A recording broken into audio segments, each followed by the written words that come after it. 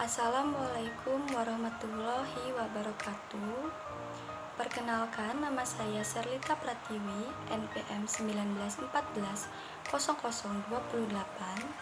Saya dari kelas Sejarah semester 5. Di sini saya akan mempresentasikan materi mengenai kemerdekaan India untuk memenuhi tugas ujian akhir semester pada mata kuliah Sejarah Asia Selatan dengan dosen pengampu Bapak Ozi Hendratama SPD MPD.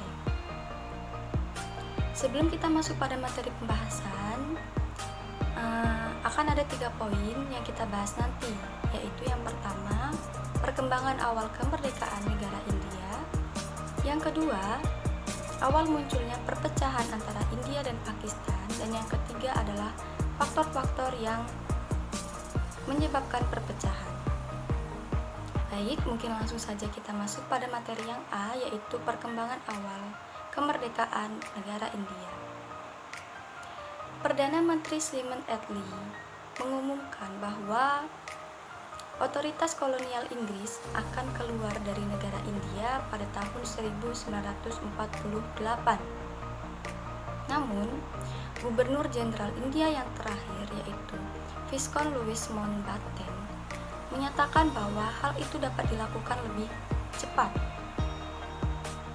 Kemudian pada tanggal 3 Juni 1947 ia mengumumkan pemisahan koloni British India menjadi 2 negara, yaitu negara India dan negara Pakistan. Rencana ini pun disepakati oleh semua pihak, sehingga sejak tanggal 15 Agustus 1947 negara India resmi menjadi negara yang merdeka. Kemudian setelah berhasil menanggulangi 2 masalah besar pada masa awal kemerdekaannya, yaitu mengenai masalah perpindahan penduduk dan pengintegrasian, India mulai menyusun kerangka kehidupan negaranya dalam suatu bentuk Undang-Undang Dasar yang mulai berlaku pada tanggal 26 Januari 1950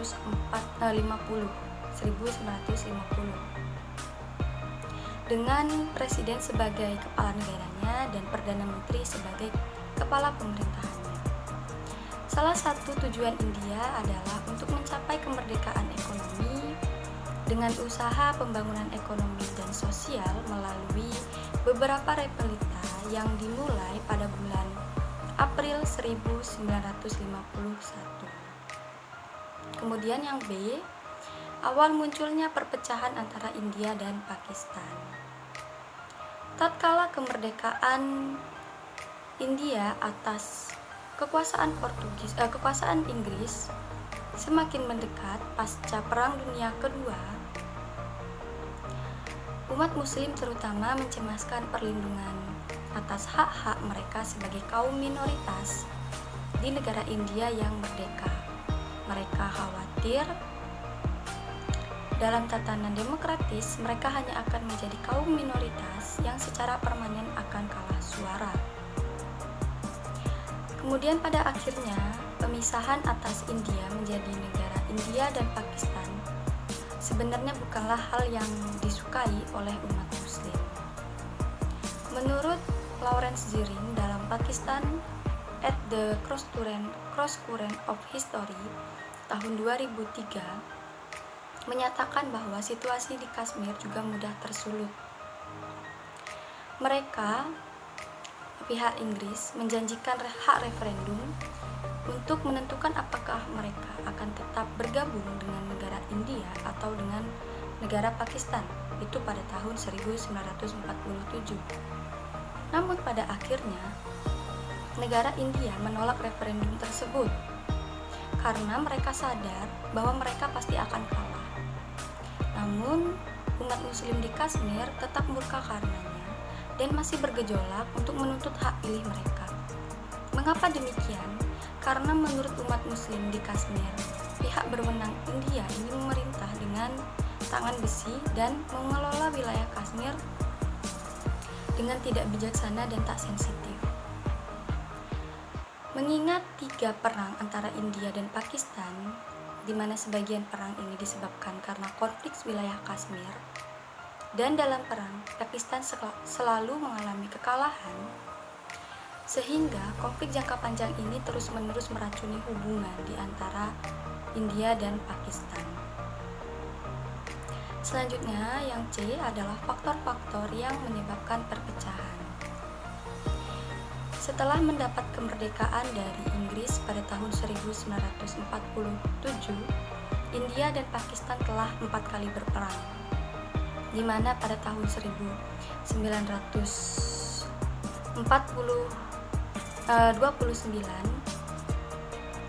itu terjadi perang terbuka antara India dan Pakistan yang disebabkan karena konflik Kashmir. Penyebab awalnya adalah ketika India ini mengklaim bahwa seluruh wilayah Kashmir adalah otoritasnya, dan Pakistan ini menolaknya. Adapun beberapa faktor yang menyebabkan mengapa wilayah Kashmir ini diperebutkan antara India dan Pakistan antara lain, yang pertama adalah faktor geografi. Bagi Pakistan, wilayah Kashmir sangat vital karena beberapa sungai utama sebagai pemasok air untuk pengairan tanah pertanian ini mengalir melewati wilayah Kashmir. Apabila dikuasai oleh India, maka Pakistan khawatir nantinya suplai air dari 4 sungai tersebut akan dibendung dan dialirkan ke India. Kemudian faktor yang kedua adalah faktor ekonomi. Pakistan tanpa Kashmir maka tidak akan ada pula rute jalur perdagangan antara Pakistan dan Cina. Pakistan juga merasa lebih dekat secara sosial budaya dengan negara Cina karena memang kedua negara ini memiliki mayoritas penduduk yaitu Muslim. Berbeda dengan India yang sebagian besar wilayahnya sebagian besar penduduknya memeluk agama Hindu. Kemudian faktor yang ketiga adalah faktor geopolitik. Bagi India, dengan dikuasainya wilayah Kashmir maka akan memungkinkan India untuk mendapatkan akses menuju ke wilayah di bagian barat daya.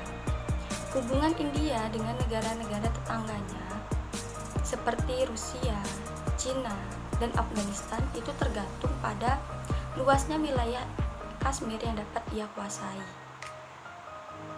Meskipun dalam prakteknya wilayah Kashmir ini diatur oleh 3 negara yaitu India, Pakistan, dan Cina, namun India tidak pernah mengakui secara resmi bahwa wilayah Kashmir ini dikuasai oleh Pakistan dan Cina, serta mengklaim bahwa wilayah Kashmir ini adalah termasuk ke dalam kedaulatan negaranya. Sedangkan menurut Pakistan, menurut pandangannya, Pakistan ini memiliki pandangan bahwa wilayah Kashmir adalah wilayah yang dipertentangkan dan tidak mengakui juga klaim India atas wilayah Kashmir ini. Nah, rentetan masalah ini pada akhirnya berujung pada peperangan antara India dan Pakistan pada tahun 1947. Kemudian pada tanggal 20 Januari 1948, Dewan Keamanan PBB mengeluarkan resolusi yang isinya pemberian jaminan kepada rakyat Kashmir untuk menentukan nasibnya sendiri.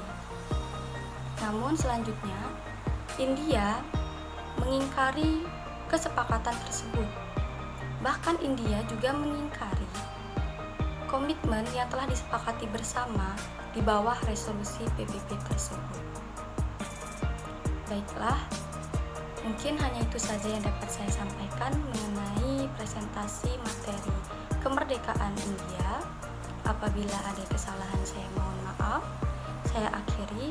Sekian dan terima kasih. Wassalamualaikum warahmatullahi wabarakatuh.